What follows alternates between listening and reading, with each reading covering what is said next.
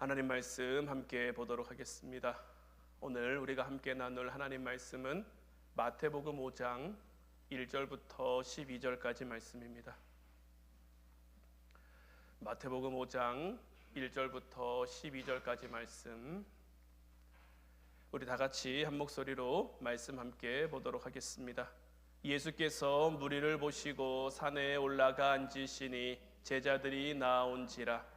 입을 열어 가르쳐 이르시되 심령이 가난한 자는 복이 있나니 천국이 그들의 것이며 애통하는 자는 복이 있나니 그들이 위로를 받을 것이며 온유한 자는 복이 있나니 그들이 땅을 기업으로 받을 것이며 의에 줄이고 목마른 자는 복이 있나니 그들이 배부를 것이며 긍휼히 여기는 자는 복이 있나니 그들이 긍휼히 여김을 받을 것이며 마음이 청결한 자는 복이 있나니 그들이 하나님을 볼 것이며 화평하게 하는 자는 복이 있나니 그들이 하나님의 아들이라 일컬음을 받을 것이며 의를 위하여 박해를 받은 자는 복이 있나니 천국이 그들의 것임이라. 나로 말미암아 너희를 욕하고 박해하고 거짓으로 너희를 거슬러 모든 악한 말을 할 때에는 너희에게 복이 있나니 기뻐하고 즐거워하라. 하늘에서 너희의 상이 큼이라. 너희 전에 있던 선지자들도 이같이 박해하였느니라. 아멘. 할렐루야. 오늘도 주님을 예배하는 사랑하는 우리 화원 성도 여러분들 모두에게 하나님의 크신 은혜와 축복이 함께하기를 주님의 이름으로 축원해 드립니다. 오늘 이 시간에는 하나님은 왜 박해를 허락하실까라는 말씀의 제목 가지고 우리가 함께 은혜 나눌 때에 깨닫게 하시는 하나님 진리의 영이 여러분들 가운데 충만히 임하기를, 그래서 우리가 함께 나눈 말씀들이 우리의 삶에 힘이 되고 능력이 될 수 있기를 주님의 이름으로 축원해 드립니다. 우리는 지난 시간 우리가 예수님께 속해 있기 때문에, 그리고 이제 우리가 예수 그리스도의 그 가치관을 따라 살기 때문에 이 땅에서 직면해야만 하는 고통과 핍박이 있다라고 말씀을 드렸고, 이건 우리가 선택할 수 있는 문제가 아니라 거의 필연적인 부분이다라고 말씀을 드렸죠. 사실 하나님께서 하시고자 하면 얼마든지 고통 없는 삶을 만드실 수도 있을 텐데, 박해 없는 삶, 예수님께서 2000년 전 그 십자가 위에서 모든 승리를 다 이루셨으니까 그 승리를 누리는 삶만을 우리가 살아가도록 하나님이 우리에게 허락하실 수도 있으실 텐데, 왜 하나님은 굳이 박해를 우리에게 허락하실까? 이 질문을 오늘 이 시간 우리가 함께 나누며 하나님이 우리에게 원하시는 바, 또한 하나님이 우리에게 주시고자 하는 그 축복의 의미를 함께 깨달아갈 수 있기를 주님의 이름으로 축원해 드립니다. 하나님께서는 왜 박해를 우리에게 허락하시느냐? 첫 번째는 거짓 성도와 참 성도를 구별하기 위해서 그렇습니다. 예수님께서 씨 뿌리는 비유의 말씀을 우리에게 주셨는데, 이 씨 뿌리는 그 비유의 말씀을 보면 네 가지 밭이 등장을 하죠. 길가 밭이 있고 돌밭이 있고 가시밭이 있고 좋은 밭이 있단 말이에요.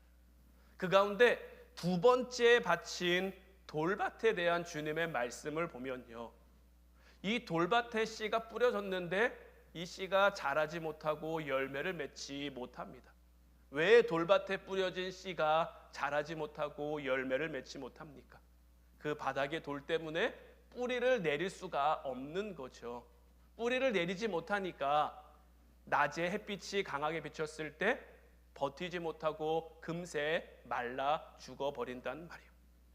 이것에 대해서 예수님께서 이 비유를 풀어 설명하실 때 마태복음 13장 20절 21절 말씀을 보면, 돌밭에 뿌려졌다는 것은 말씀을 듣고 즉시 기쁨으로 받되 그 속에 뿌리가 없어 잠시 견디다가 말씀으로 말미암아 환난이나 박해가 일어날 때에는 곧 넘어지는 자다라고 말씀하셨어요.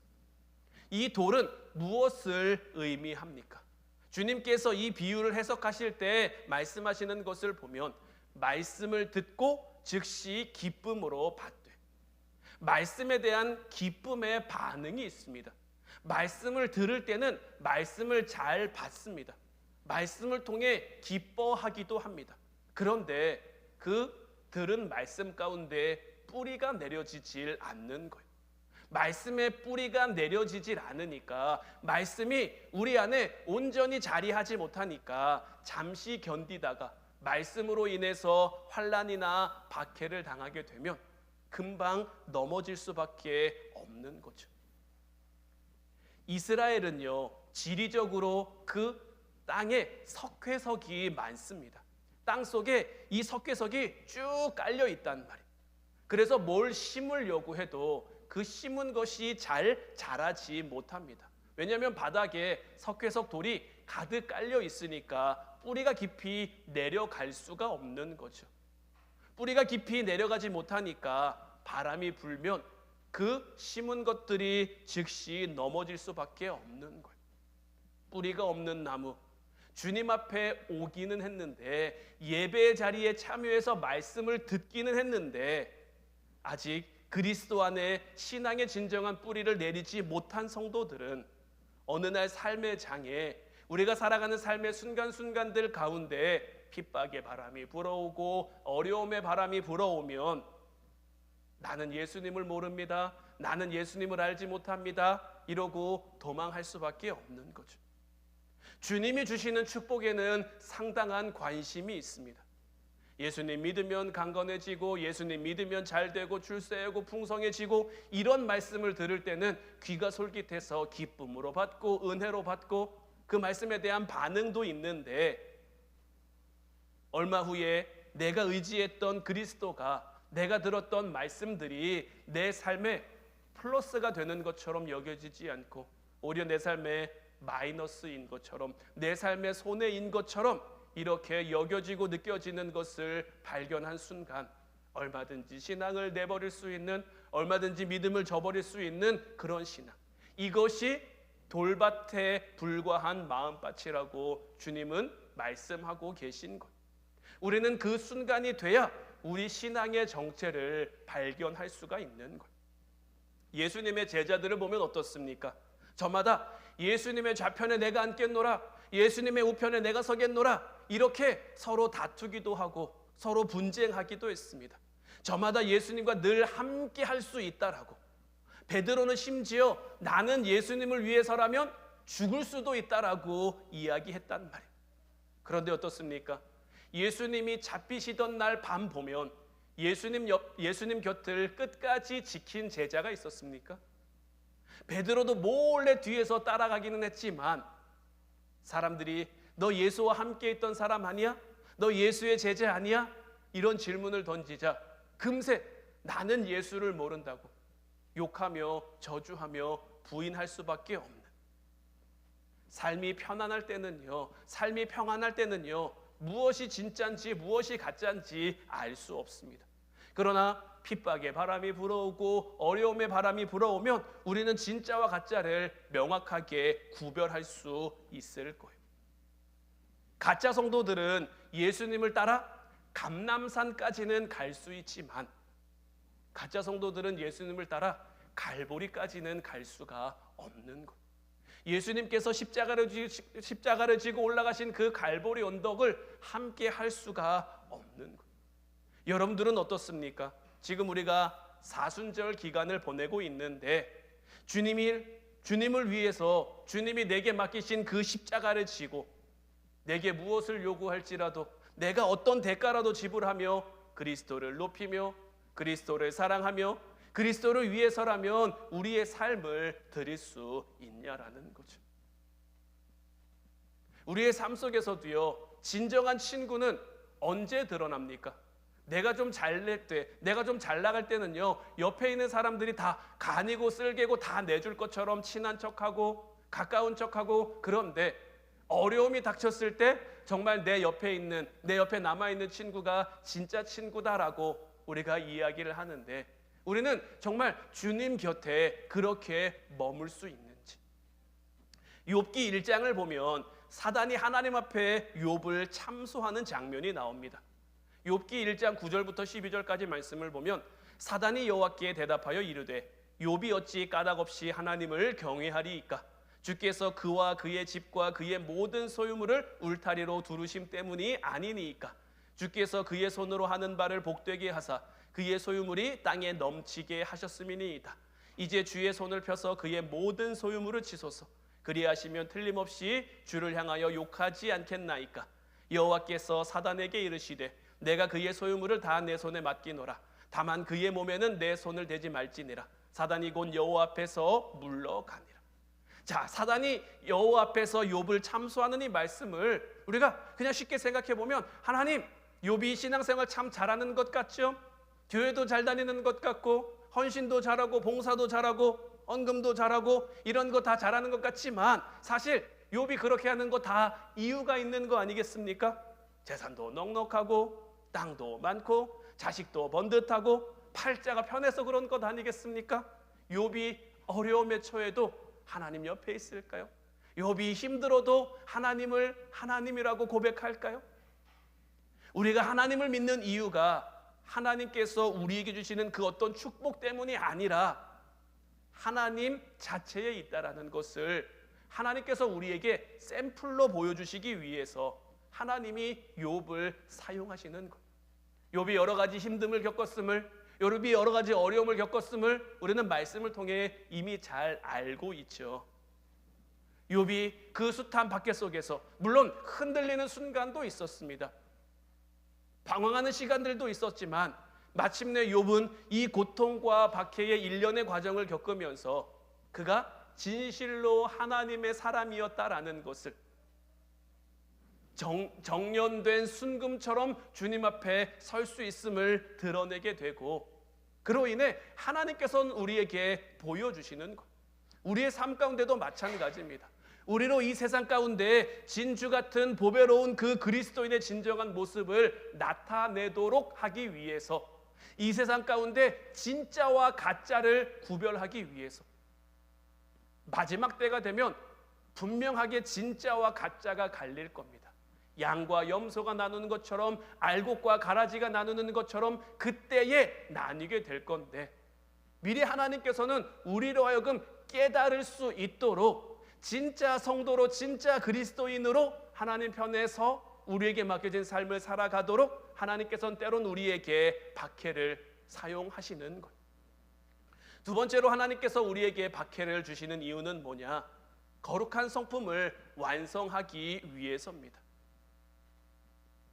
금속을 재련하고 금속을 정련할 때 보면 풀무불이라는 곳에 금속을 넣고 열심히 때립니다. 열심히 두드립니다. 그 불 속에 놓고 그것을 때리고 정련하는 그 과정을 통해서 진짜만 남고 불순물인 가짜들은 다 빠져나가는 것. 우리의 삶도 마찬가지입니다. 연단 없이는요, 이런 정련의 과정 없이는요, 우리의 삶이 결코 거룩해질 수도 정결해질 수도 없는 것. 때때로 하나님은 우리가 환영할 수 없는 것들, 우리가 반가워할 수 없는 것들이지만 우리의 삶의 장에 연단을 허락하실 때가 있단 말이에요. 그런데 이 모든 것이 우리를 정결케 하기 위해서고 우리를 정화하기 위해서인 거지, 이것을 통해서 우리가 어려움 당하는 것을, 우리가 힘듦 당하는 것을 하나님이 지켜보려고 우리에게 이런 것들을 허락하시는 게 아니에요. 우리에게 주어진 그 고통을 통해 우리는 우리의 삶 가운데 있는 모든 더러움들을 벗어내게 될 것이고, 그리고 마침내 연단된 모습으로 욥이 그러했던 것처럼 내가 가는 이 길을 오직 주님이 아시니 내가 이 길 끝에 순금과 같이 나와 주님 앞에 서게 될 것이다라는 그 고백처럼 우리도 연단된 모습으로 주님 앞에 설 날이 올 거예요.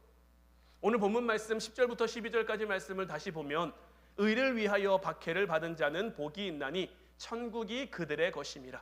나로 말미암아 너희를 욕하고 박해하고 거짓으로 너희를 거슬러 모든 악한 말을 할 때에는 너희에게 복이 있나니 기뻐하고 즐거워하라. 하늘에서 너희의 상이 큼이라. 너희 전에 있던 선지자들도 이같이 박해하였느니라. 자, 이렇듯 의를 위하여 박해를 받은 자에게 주님께서 복을 약속하셨는데 어떤 복을 약속하셨습니까? 천국이 그들의 것이다 라고 말씀하시면서 하늘에서 그들에게 상급이 있을 것이다 라고 말씀하신단 말이에요. 이것은 무엇보다 미래지향적인 의미를 가지고 우리에게 다가오죠. 천국에서 진짜는 누굴까요? 그리스도를 위해서 핍박을 받은 사람들일 겁니다. 요한계시록 20장 4절 말씀을 보면 또 내가 보좌들을 보니 거기에 앉은 자들이 있어 심판하는 권세를 받았더라. 또 내가 보니 예수를 증언함과 하나님의 말씀 때문에 목배임을 당한 자들의 영혼들과 또 짐승과 그의 우상에게 경배하지 아니하고 그들의 이마와 손에 그의 표를 받지 아니한 자들이 살아서 그리스도와 더불어 1000년 동안 왕노릇을 한다라고 되어 있습니다. 사도 요한이 하나님께서 보여주시는 묵시를 통해 굉장히 놀라운 장면을 바라본 거죠. 지금 사도 요한이 바라본 장면이 무엇입니까? 보좌들이 보여지는데 거기에 앉은 사람들이 있는 거죠. 그들은 그리스도와 더불어 왕노릇할 이들인데 보좌에 앉아 그리스도와 함께 왕노릇할 이들이 누구입니까? 예수를 증언함과 하나님의 말씀 때문에 목배임을 당한 자들, 짐승과 그의 우상에게 경배하지 않은 자들, 이마와 손에 그 표를 받지 않은 자들, 하나님의 말씀 때문에 주님의 말씀대로 살고자 하는 그 결단 때문에 때로는 이 세상 가운데 우리가 환영받지 못할 수도 있습니다. 타협 없는 그 하나님 말씀에 대한 그 내 성실함이, 내 신실함이 우리의 삶에 고통으로 다가올 수도 있습니다. 하나님 말씀에 대한 그 절대적인 순종을 위해 세상과의 타협을 거절한, 세속주의적 가치관과의 타협을 거절했던 그 사실 때문에, 그 이유 때문에 고통당하는 모든 사람, 그들이 그리스도와 함께 더불어 왕노릇할 이들이고요, 이들이 천국에서 진짜인 것. 몇 번 여러분들에게 말씀드린 적 있는데 이런 순교자들에 대한 말씀을 볼 때마다 저에게 드는 생각은 나도 저렇게 할 수 있을까? 나도 저렇게 될 수 있을까? 나도 과연 순교할 수 있을까? 지금 드는 생각은 여전히 자신 없음입니다. 나는 할 수 없을 것 같고 나는 안 될 것 같고, 저는 개인적으로 아픈 걸 잘 못 견디는 그러한 성격입니다. 아픈 거 굉장히 싫어해서 우리나라 일제시대나 6.25 시대나 이럴 때 믿는 그런 목사님들의 어떤 그 순교하시는 장면, 그런 것들 보면 나는 금방이라도 너무 아파서 예수님 부인할 것 같고 예수님 욕할 것 같고 그럴 것 같은 그런 자신 없음이 제 안에 있거든요. 그런데요, 그럼에도 불구하고 저에게 소망이 되고 기대가 되고 좀 기쁨이 될 수 있는 부분들은 뭐냐? 이 순교자들에 대한 말씀을 볼 때마다 공통된 부분이 있다라는 거예요. 그게 뭐냐면 하나님께서 그들의 그 마지막 순간에 하나님의 영광스러움을 그들에게 보여주셨다라는 거예요. 사도행전 7장 55절부터 60절까지 말씀을 보면 스데반이 성령 충만하여 하늘을 우러러 주목하여 하나님의 영광과 및 예수께서 하나님 우편에 서신 것을 보고 말하되 보라, 하늘이 열리고 인자가 하나님 우편에 서신 것을 보노라 한데 그들이 큰 소리를 지르며 귀를 막고 일제히 그에게 달려들어 성 밖으로 내치고 돌로 칠세 증인들이 옷을 벗어 사울이라 하는 청년의 발 앞에 두니라. 그들이 돌로 스데반을 치니 스데반이 부르짖어 이르되 주 예수여 내 영혼을 받으시옵소 하고 무릎을 꿇고 크게 불러 이르되 주여 이 죄를 그들에게 돌리지 마옵소서 이 말을 하고 자니라.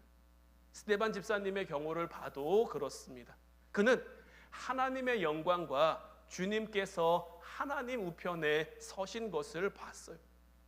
그 영광스러운 모습을 보는 순간 모든 것을 하나님께 내어 맡길 수가 있었고 자기를 향해 돌을 던지는 이들도 용서할 수 있었던 거예요. 스데반 집사님이 대단한 사람이어서가 아니라 하나님께서 붙들어 주셨기 때문에 우리가 수요일 금요일 날 우리가 로마서 말씀을 보면서 우리가 하나님께서는 우리를 붙들고 계시다라는 말씀을 함께 나눴죠. 그것이 우리에게 주어진 은혜라는 것. 이 은혜의 하나님의 손길이 스데반 집사님만 붙들고 있는 게 아니라 사도 바울만 붙들고 있는 게 아니라 오늘을 살아가는 저와 여러분들도 반드시 붙들고 계신 것. 그 하나님의 영광, 그 붙들어 주시는 그 하나님의 영광이 우리와 함께 하면 우리도 할 수 있는 거예요. 그 승리는 우리의 실력이나 우리의 노력이나 우리의 애씀으로 이루어지는 승리가 아니라 나를 사랑하시고 나를 승리케 하시는 그 주님으로 말미암아 이루어지는 승리인 거예요. 다니엘서 3장 23절부터 25절까지 말씀을 보면 이 세 사람 사드락과 메삭과 아벳느고는 결박된 채 맹렬히 타는 풀무불 가운데 떨어졌더라. 그때 느부갓네살 왕이 놀라 급히 일어나서 모사들에게 물어 이르되 우리가 결박하여 불 가운데 던진 자는 세 사람이 아니었느냐 하니 그들이 왕에게 대답하여 이르되 왕이여 올소이다 하더라. 왕이 또 말하여 이르되 내가 보니 결박되지 아니한 네 사람이 불 가운데로 다니는데 상하지도 아니하였고 그 넷째의 모양은 신들의 아들과 같도다. 왕의 신상을 만들어 놓고 모든 이들로 하여금 그 왕의 신상 앞에 절하라는 명령을 내립니다. 다니엘의 세 친구 사드락, 메삭, 아벳느고는 절하지 않죠. 왕이 그들을 구슬립니다. 네가 절해야 살 수 있지 않겠느냐. 네가 절하지 않으면 저 풀무불 가운데 들어갈 텐데 그러면 네가 믿는 신이 무슨 의미가 있냐. 네가 살아야 네가 믿는 신도 의미가 있을 것 아니냐라고 이 세 사람을 구슬린단 말이에요. 근데 이 세 사람은 타협하지 않아요. 자기들이 풀무불 가운데 들어갈 수 있음을 알면서도 여기서도 굉장히 유명한 고백을 하죠. 그리 아니하실지라도 하나님이 나를 지키실 건데 그리 아니하실지라도 나는 타협하지 않습니다. 이 이야기를 들은 느부갓네살 왕이 화가 나고 약이 오릅니다. 그래서 평상시보다 이 풀무불을요 7배나 더 뜨겁게 만들어요. 그래서 이 세 사람을 결박해서 풀무불에 던지는 사람이 던지는 순간 그 뜨거운 열기 때문에 죽을 정도로 이 풀무불을 뜨겁게 만들었단 말이에요. 세 사람을 던졌는데 말씀을 보면 어떻습니까? 네 사람이 다니고 있어요. 네 번째 사람은 누구일까요? 신의 아들과도 같은 주님이 그들과 함께해 주신 거죠. 어떻게 보면 주님이 그 고난을 허락하셨는데 주님 때문에 이 고난을 당하게 됐는데 그 고난의 순간에 주님도 우리와 함께 하시는 거죠. 우리는요, 우리가 이 세상 가운데 당하는 이 고통의 이유를 다 알 수가 없습니다. 왜 힘들어야 되는지, 왜 어려워야 되는지, 왜 이런 건지 우리가 다 알지 못해요. 왜 내 삶의 장에 이 고통이 찾아오는지 우리가 어떻게 다 알 수 있겠습니까? 그러나 주님께서는 반드시 우리를 위해, 나를 위해, 나를 세우시기 위해, 나를 높이시기 위해 하나님께서 이 고난의 장을 허락하신 거고 우리를 그 고난의 장에, 그 고통의 순간에 우리를 던져만 놓으시는 게 아니라 그 순간 그 자리에 우리와 함께 하신다라는 거예요. 이 고통을 함께 견딜 수 있도록 그리고 이 고통 속에서 죄송합니다.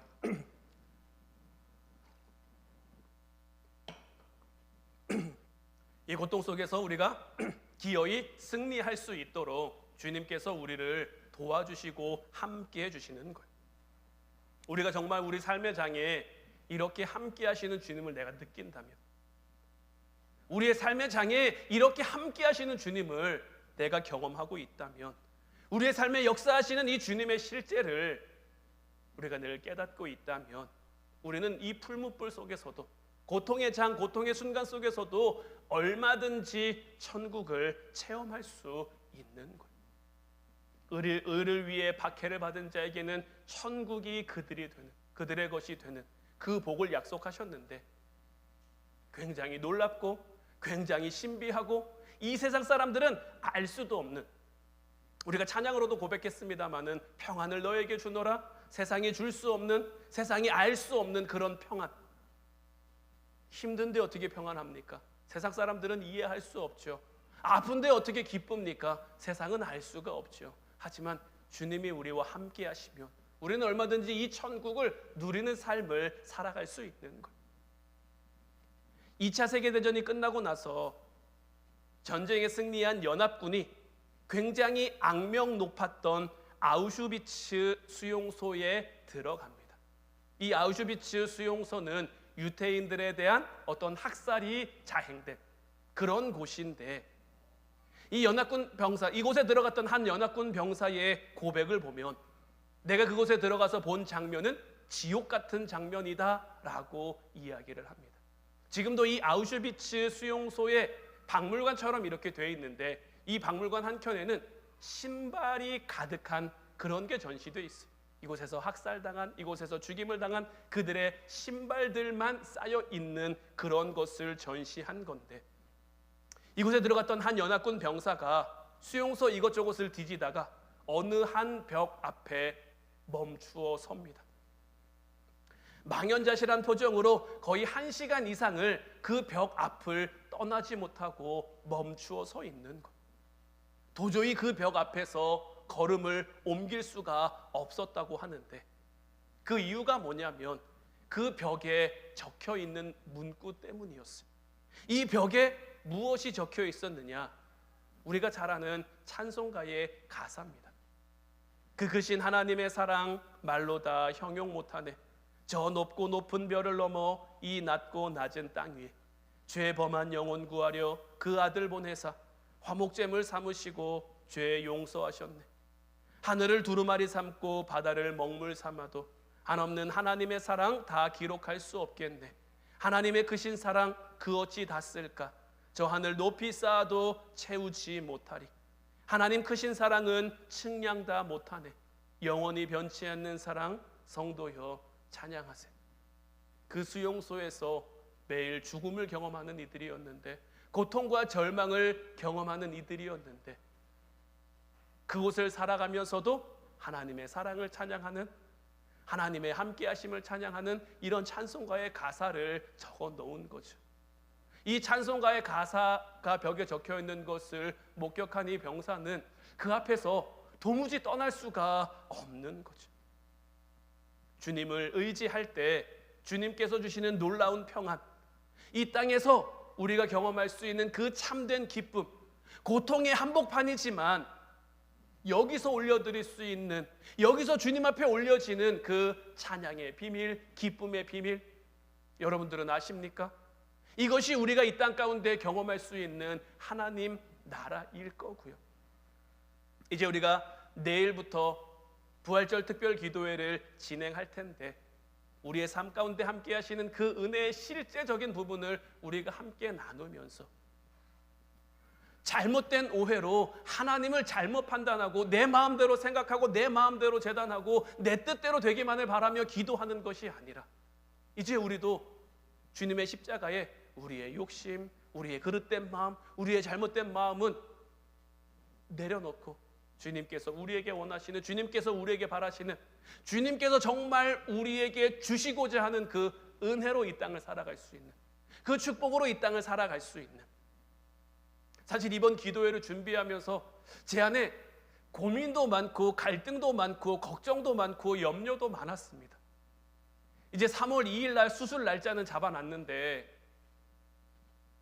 언제 입원해서 언제 퇴원할지도 모르겠고, 이게 수술을 하면 목소리가 안 나온다고 하는데 이 목소리가 언제 돌아올지도 모르겠고, 수술 날짜도 정해졌고 기도의 날짜도 정해져는 있는데 이 사이에 다 회복될 수 있을까? 다 할 수 있을까? 이번 기도회를 포기해야 되나? 미뤄야 되나? 아니면 한 주만 해야 되나? 어떻게 해야 되나? 이런 고민과 갈등들이 저에게 참 많이 있었는데, 모르겠어요.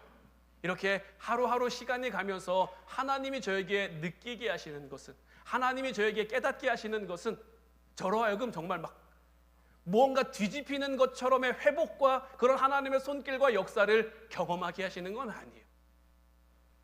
하지만 할 수 있을 만큼 교묘하게 저를 이렇게 회복해 가시고 저를 세워 가시는 것 같은, 그래서 이런 걸 볼 때마다 하나님이 나를, 그래서 저는 요즘 이제 그런 기도를 합니다. 사도 바울이 하나님 앞에 3번 기도를 했죠. 자기 육신의 그 질병을 위해서 하나님 내게 있는 이 사단의 가시를 옮겨주십시오. 3번을 간절히 기도했는데 하나님이 그에게 주신 응답은 네 은혜가 네게 족하다. 하나님이 저에게도 그렇게 역사해 가시는 것 아닌가. 할 수 있을 만큼 너무 한 번에 쭉 나면은 제가 교만해서 또 넘어질 수도 있으니까 하나님 은혜의 손길을 잊어버릴 수도 있으니까 지금 제가 이렇게 회복해 가는 것도 사실 굉장히 놀라움이거든요. 주변에서 다 놀랍니다. 어떻게 목소리가 그렇게 빨리 회복되고 어떻게 이렇게 잘 이렇게 되냐고.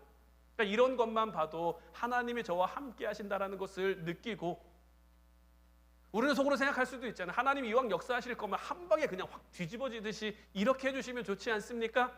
인데 이건 어디까지나 우리의 생각인 거고요. 하루하루의 삶 속에서 하나님은 우리를 붙들고 계셔서 하나님 자녀로의 삶을 살아가게 하시는 것. 이 하나님 나라가 우리 가운데 펼쳐지고 주님의 전능하시고 그 자비로우시고 우리와 늘 함께 하시는 손길이 우리를 붙들고 있는 한 우리는 우리의 삶 가운데 하나님 나라를 누리게 될 거예요. 그리고 우리는 주님께서 승리하신 그 승리를 경험하게 될 거예요. 세상은 우리를 넘어뜨리려고, 세상은 우리를 주저앉히려고 어떻게 해서든지 세상과 같은 가치관으로 우리가 살아가도록 우리의 삶을 유혹하고 핍박하고 받게 하겠지만 이제 바라기는 진정한 찬양을 주님께 올려드릴 수 있는, 그렇게 이 땅 가운데 우리가 하나님의 자녀라는 것을 나타낼 수 있는, 우리가 팔복의 말씀을 첫 번째부터 8번째 복까지 함께 나눴는데 이 팔복이 오롯이 저와 여러분들 삶 가운데 임함으로 말미암아 하나님 나라를 누리며 하나님 자녀의 그 복을 이 땅 가운데 세워갈 수 있는, 비춰갈 수 있는 이 승리를 온전히 붙들고 살아가는 저와 여러분들 모두가 될 수 있기를 주님의 이름으로 축원해 드립니다. 기도하겠습니다.